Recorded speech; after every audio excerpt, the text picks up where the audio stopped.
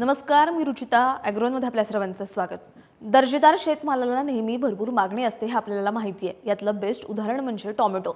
पण उच्च प्रतीच्या टोमॅटोचं उत्पादन घेण्यामध्ये महत्त्वाची भूमिका बजावतं ते म्हणजे प्लास्टिक मल्चिंग. अशा प्लास्टिक मल्चिंगचे फायदे काय, खर्च किती, त्याची निवड कशी करायची आणि त्यासाठी जमिनीची तयारी कशी करायची हे सगळं आपण आजच्या व्हिडिओमधून जाणून घेणार आहोत.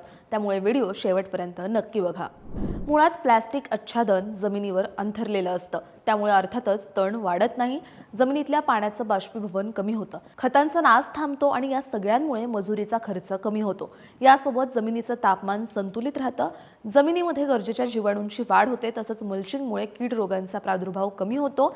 त्यामुळे स्वच्छ आणि आकर्षक टोमॅटो मिळतात, त्यामुळे उत्पादन लवकर येतं. एवढे फायदे असणारं हे मल्चिंग तुम्हाला वाटत असेल की हे फार खर्चिक असणार, पण या प्लास्टिक मल्चिंगला किती खर्च येतो ते सुरुवातीला जाणून घेऊयात. सध्या बाजारात वेगवेगळ्या कंपन्यांचे मल्चिंग पेपर उपलब्ध आहेत, त्यामुळे एकरी मल्चिंग पेपरसाठीचा खर्च बदलतो. अंदाजे 10,000 ते 15,000 रुपये खर्च येऊ शकतो. पण तण नियंत्रण, पाणी आणि खताची बचत, कीड रोगांवर आळा आणि दर्जेदार उत्पादनांमुळे हा खर्च सहज भरून निघतो. अगदी प्रतिकूल हवामानातही चांगल्या प्रतीचे टोमॅटो मिळाल्याने शेतकऱ्यांना जास्त नफा मिळू शकतो. अशा या मल्चिंग पेपरची निवड नेमकी कशी करायची ते पण आपण समजून घेऊयात. टोमॅटो पिकासाठी 1 मीटर रुंदीचा, चंदेरी रंगाचा आणि 25 ते 30 मायक्रॉन जाडीचा पेपर योग्य असतो. साधारणतः बाजारात 400 मीटर लांबीचे रोल मिळतात. असे एकरी सुमारे 5 ते 6 बंडल लागतात. यानंतर हे प्लास्टिक मल्चिंग करण्यासाठी जमिनीची सुद्धा तयारी करावी लागते. कशी ते समजून घेऊयात.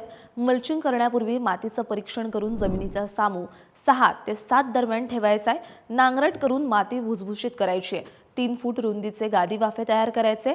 लागवडीपूर्वी शेणखत, सेंद्रिय खत आणि गरजेची रासायनिक खतं जमिनीत मिसळायची आहेत. यासोबत ठिबक सिंचन वापरणं आणखी फायद्याचं ठरतं. पण गादी वाफ्यावर मल्चिंग पेपर कसा अंतरायचा ते समजून घेऊयात. पहिले तर गादी वाफ्यावर ठिबक सिंचनाची लॅटरल टाकायची आहे. त्यावर मल्चिंग पेपर पसरवून दोन्ही बाजू मातीखाली दाबाव्यात.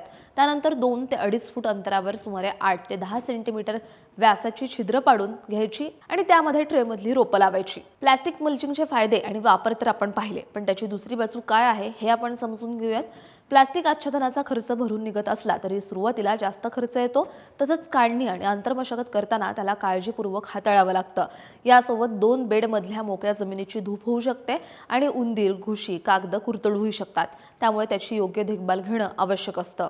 तुम्हाला ही माहिती कशी वाटली हे कमेंटमध्ये नक्की सांगा आणि अशाच शेतीविषयक आणि नवनवीन माहितीसाठी ॲग्रोवनला सबस्क्राईब आणि फॉलो करायला विसरू नका.